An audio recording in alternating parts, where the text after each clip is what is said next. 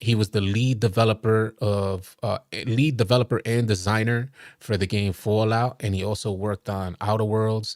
Timothy Kane was also voted by IGN as one of the top 100 game creators of all time. Channel a place for learning about game development topics and discussing them. And some topics include problems. I'm starting to see in the industry, I shouldn't say starting, in the last decade, the last quarter of my career, I'm starting to see this rise of what I can only call development caution, an abundance of caution, of padding estimates, time estimates. Caution can be a really good thing if it leads to less bugs, less stress. Also, I get the fact that because games cost more now, the thing that worries me though is games can also be a lot worse because of caution. You're also taking a lot less risk in a game, which in many Let me ask you guys something. Do you feel like 2K has limited the amount of risk that they take on year in and year out? Have they gotten too comfortable? And this is why this video resonated with me, because I felt like that for years already. There was a time when I used to play 2K that I felt like during the iteration we were playing 2K, we couldn't even imagine what the next 2K had in store for us. There was a time where I truly felt like that. Like I felt like the company that I was playing for was their every intention was to lead the pack in innovation, not sales, innovation. That's what led me to feel like this sense of connection with 2K, because me personally, I consider myself an artist, a creator. And I'm not saying that based off YouTube. That's just my background. So I was thinking that, no artist would allow money to influence, the development of their artistry. That's my ignorance. I guess you could consider me naive, because when you're talking those type of 2K bucks, it may influence anybody to change their ways and prioritize money over creativity.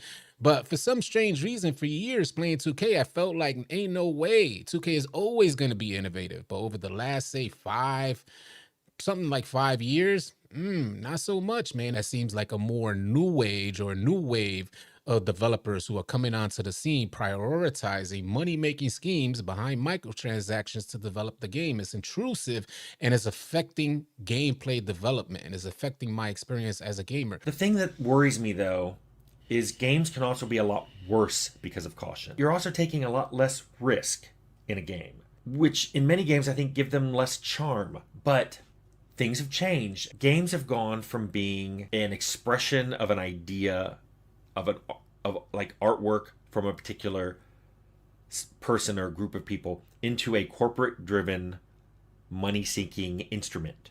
And I get it. There's a lot of money going into these. Designs are being driven by this. That's why we have microtransactions. It's why we have pre-orders. Now you can't. Nah, he can't get away with that. First of all, salute to Timothy Kane for airing this out from a developer's perspective. And he's not just a regular old developer, a no-name developer. This guy, Timothy Kane, has been voted Gaming Creator of the Year by IGN. He was the lead programmer in Fallout, and he also worked on Outer Worlds. So hearing this come from this gameplay developer, is something different about it, because this is something that I feel and I have been expressing on this channel as a consumer. I feel it, and I want to let this continue on because he actually admits to knowing that we see this stuff. So gamers like myself who are maybe veterans within the gaming industry, veterans of a particular franchise, we know when a game becomes mundane and repetitive, redundant experiences.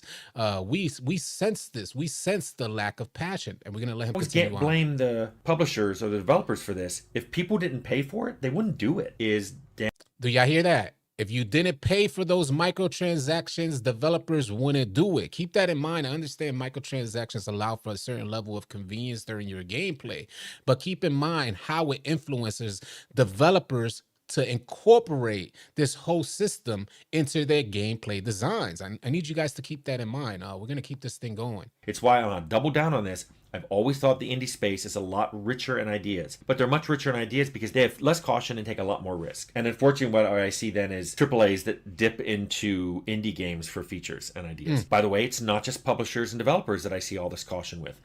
I've seen a huge rise in caution in game journalism. It's become the norm. No journalist wants to risk getting into an embargo situation where they're not given an early access code, so they can't write their reviews earlier than other people. They're worried about not being invited to press events. So a lot of them have gone a lot more cautious in what they say. And they're really just trying to go for what kind of review can I write that generates the most clicks? I got to tell you, as a gamer, it's frustrating.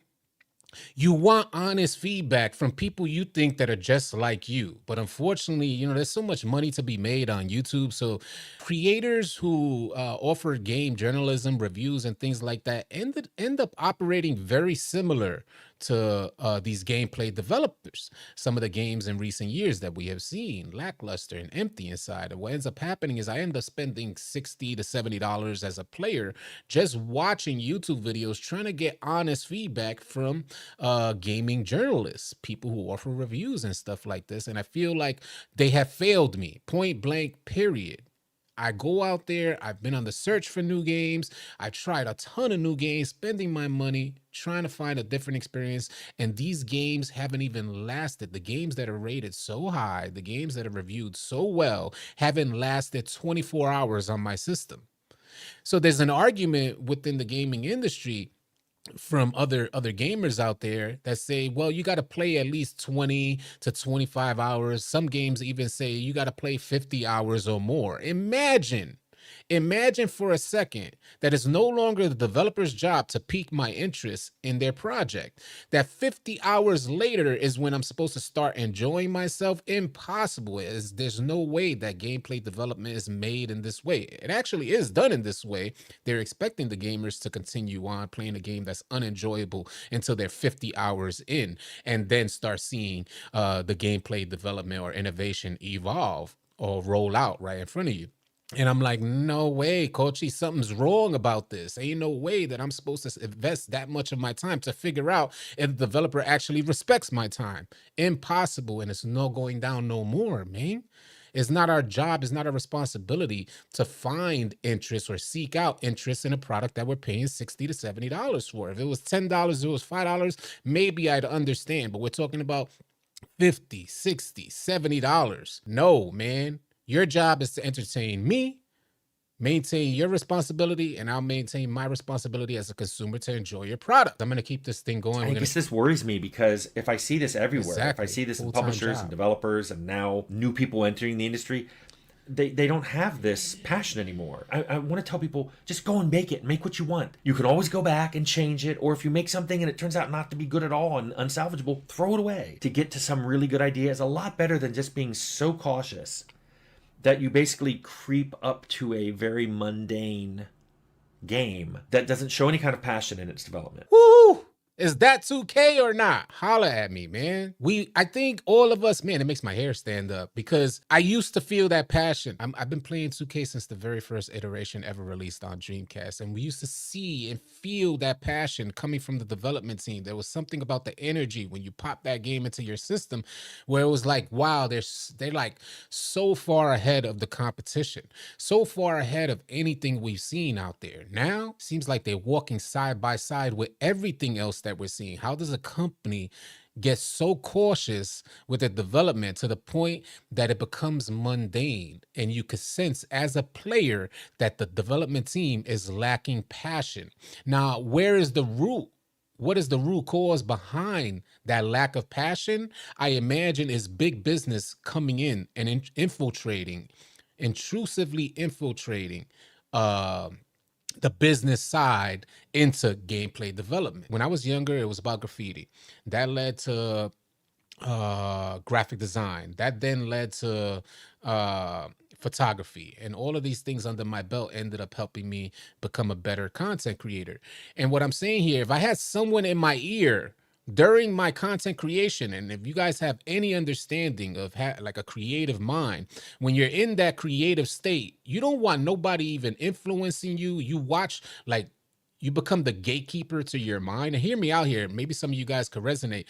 You become the gatekeeper to what you allow in your mind, and you picture that. You picture yourself standing at a gate and saying, is this suitable enough to allow into my mind? Because it may tarnish a certain level of creativity that I have. So with that in mind, I say I can't imagine being a creator for one of these development companies and then having somebody who lacks creativity. Like, they're not an artist, they don't consider themselves artists, but big business marketing, the marketing department comes to me and says, hey homie, whatever you got to do, be creative, but make sure you put this in there. That's like throwing a whole wrench in all my plans as a creator. I'd rather walk out. I'd rather just throw everything, all my ideas on the table and walk out before I allow somebody to mess with my creativity. It's just how we are. We're stubborn in that way. Creators are stubborn in that way. Although we can hear feedback, is not going down for this project. This project is going to be created with what I already have in my mind, because we invest damn near every ounce of our being into our creative imagination. And we know that the other people who are talking about dollars, they have no investment in this outside of generating dollars. And that's okay. I'm not saying it's a bad thing. Not everybody is meant to be a creative, but I just mean to say these two things are inevitably going to crash. They're just going to clash with each other, and they're going to crash out. And what ends up happening is the consumer, us, the gamers, we end up suffering because of it. People can tell. People can tell. Let's talk about a non-game example. Maybe if I illustrated this with a non-game example, it would make more sense. Let's say there was an intersection near your house. Two streets intersected. And there were always accidents there. Cars are always running into each other there. A reasonable person might go, okay, are there trees or hedges or other things blocking view there? Maybe we need stop signs or a stoplight, or maybe we need to replace it with a roundabout. Those are reasonable discussions to the problem I just mentioned. People asking questions about what could be the cause of this, and here's some possible solution. How I see people talk about it is, oh my goodness, they should ticket everybody who has an accident there. And if you have more than one accident, you just get your license removed. That'll fix it. Or they say, why don't we just reduce the speed on those roads and all the nearby roads to like 10 miles per hour? Then there probably won't be accidents because people can stop in time. And even if there are, no one will get hurt. Or they go, there's accidents there and people are getting hurt a lot. We should build a hospital right on the corner. So then when people get hurt, we can take them right into that hospital. All those suggestions, people think they're being reasonable and intelligent, and I'm going to fix this problem of accidents at this intersection, but they're looking at the wrong thing. They're either punishing the people for having the accidents or making it so that the accidents still happen, but the side effects aren't as bad, either in damage or the accidents happen just as badly, but you've got something there to fix the people. Developers, instead of getting to the root of the problem and fixing it, they rather beat around the bush and try to present solutions to symptoms instead of getting to the root cause of the problem, so you no longer have these symptoms. Doesn't that make sense? Wouldn't you want to, as a developer, remove the root cause, the core issue on a problem, instead of just generating mechanics that rectify the symptoms? It seems like that's what 2K is doing. It seems like they're just covering up so that the symptoms don't show. So what ends up happening is, on release, we end up getting this amazing experience for both 23 and 24. This absolutely amazing experience. Everybody is super hyped about the gameplay. But then what happens when 2K drops that first patch? Now, a lot of people might think patches are overlaying over like the game. See, my idea from what I've experienced over the years with patches is that they're actually removing layers to present what's underneath. And the reason why I feel that way is because we keep getting these repetitive issues with 2K year in, year out, the same issues. So it's obviously not a layer over that they're fixing. It seems to be after a patch, the game gets ruined, they remove that layer and present what's already there. Exactly what Timothy CAIN is describing. It breaks my programmer brain that people think those are suggestions, reasonable suggestions to, there's an intersection with a lot of accidents. They're not thinking about what's causing it. They're looking at the symptoms and going, I can get rid of those symptoms. Trivial. People have basically suggested things of, rather than fixing the problem, they're making the problem not visible anymore. So in a sense, I kind of want the issues discussed, know what the issues are and agree what the issues are, and then try to fix them. What I'm hoping is that people will focus more on treating the causes of those problems and a lot less on just ameliorating the symptoms of those problems. As I said in another video about, hey, we've all got to agree that there is a problem and what's the cause of the problem, and then the solution of the problem, I still see game development caution as being a problem. I don't see it being solved with some of the solutions people are saying. In fact, most of those ignore the cause and are just going after symptoms. I thought that was amazing. Let's get to the chat, man, because whoo, man, was that some good stuff. I love when the community is here to kind of take heed and listen in. And by the way, if you're new here, please consider subscribing, because we have a huge goal to reach 100K subscribers, and I want to make that happen ASAP. So if you find this stuff interesting, you want some more of it, definitely consider subscribing to the channel. You know, again, that's what I see with 2K. I see 2K covering a bunch of stuff up. And again, that's why on release, these games are amazing, or at least they feel amazing. But then the community complains and 2K doesn't know which way to go. Why? Because it's not a passion project. Exactly what Timothy CAIN was expressing, because creatives are stubborn. Creative minds are stubborn as hell. I don't care who you are.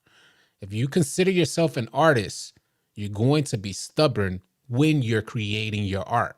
When you're in the process of your artistry, you're going to be stubborn because it's already done upstairs. Like everything is complete upstairs. All you're doing is executing. Because there's a lack of that passion from 2K. This is why they're influenced by the comments they receive on their game.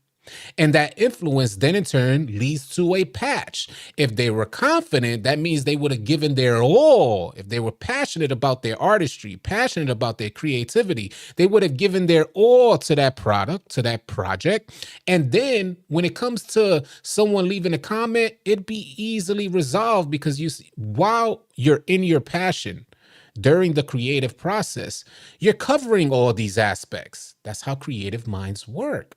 We cover all aspects, cover any issues. That's part of the creative process. It's all done upstairs. You're just trying to execute it. Because of the lack of passion, maybe 2K is just too big for his bridges. Maybe these teams of developers and engineers are too far separated that they can't feed off of each other. One aspect that's supposed to connect, these two dots, maybe that link is kinked. Naturally, when big business infiltrates onto creativity, naturally, there's going to be a lack of innovation. Naturally, there's going to be a lack of gameplay development, because they're messing with your artistry. I think when we get to the root of the problem, and let creators be creators, we'll get some of those old 2K nostalgic experiences back. I enjoy this stuff. I'm passionate about it. And that, watching that video today, because there's a lot more to those videos, by the way. You guys can look him up. His name is Timothy CAIN on YouTube. He was the lead developer and designer for the game Fallout, and he also worked on Outer Worlds. Timothy CAIN was also voted by IGN as one of the top 100 game creators of all time. So we're not hearing from somebody who, his words mean something, and this is what he's experienced from his perspective on his end as a gameplay developer, and what he sees amongst his colleagues. There's a lack of passion there. I love the term that he used when he said they're padding time. A lot of the issues, like I mentioned earlier, which I'll reiterate, a lot of the issues that the 2K players have with the 2K development team is that we come up with these ideas, whether we've seen them in previous versions of 2K or not, but we come up with these ideas to incorporate into 2K to help create a better experience for all 2K players. And what 2K's response is, and this, I'm referencing this issue that happened in the beginning of 2K24, maybe a little prior, where Uncle Demi said, "We just don't know." Because the developers, whenever presented with a new idea, the developer's response is, "That can't get done." Or "We just unaware of how much time it actually takes to get done." Well, this lead developer, Timothy CAIN, just exposed that whole thing and exposed how padding time is commonplace amongst developers. He exposed it completely. And again, there's not no little developer without any influence. This is a gigantic developer, voted one of the best gaming creators of all time by IGN. And he gave this situation, this scenario that actually took place, where he knew a particular topic within his game that he wanted addressed was some to do with the combat system. And he knew if we applied just 10 lines of coding to this combat system, the issue could get resolved. There's what he was thinking. And when he timed it out, he said, just like if you went to school for this stuff, you would know how long it takes to generate 10 lines of coding. You would know that ASAP. So he told the developer, hey, can we add these 10 lines of coding because we want this issue within the combat system resolved? The developer ended up responding back to him saying that it'll take him 4 weeks to get it done. In his mind, he said, hold on a second. I'm a coder just like you. I'm a gaming developer. What the hell you mean 4 weeks? This takes 45 minutes to get done. They ended up negotiating a time frame. They cut it by 2 weeks. Something that would normally take 45 minutes from this lead developer's experience, something that takes 45 minutes, he was told will take 4 weeks. And the fair compromise was 2 weeks. How is that even a compromise? Something that takes 45 minutes is then going to in turn take 2 weeks. They're padding the times, making them take longer, milking the clock is basically what it's looking like. And I'm not saying that from an outside looking in. I'm more so saying that when I say money has infiltrated gameplay development, is what I'm getting at is put yourself in that scenario, y'all.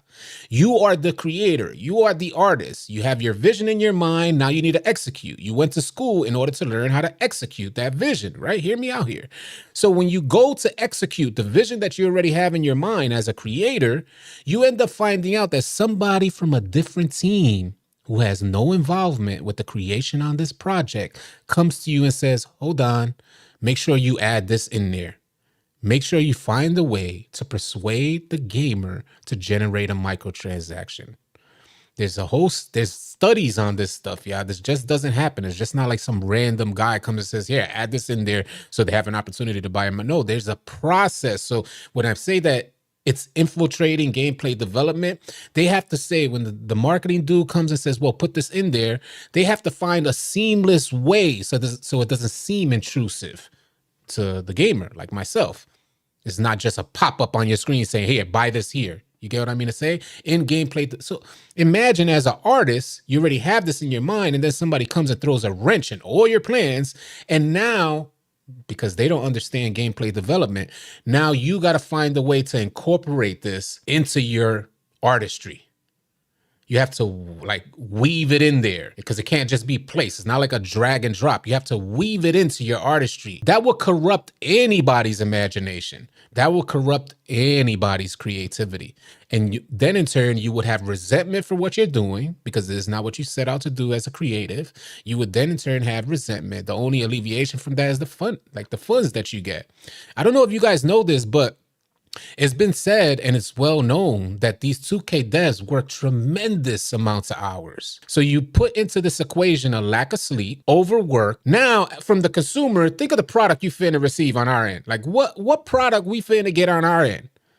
We finna get 2K21, 22, 23, and 24. I developed these ideas personally solely from my experience buying 2K, solely from my experience playing these AAA titles that seem empty inside. If you guys are tired of running with randoms and you're looking for players to run with on NBA 2K, come on out and join our Discord. We'd love to have you. The link for Discord will be in the description below. I want to thank you guys so much for tuning in, and y'all be sure to keep it locked right here at AllCity Live TV because we got a bunch more NBA 2K24 news, information, and updates coming your way. Drop a like and drop a sub on your way out. I'll catch you guys on the next video or live stream.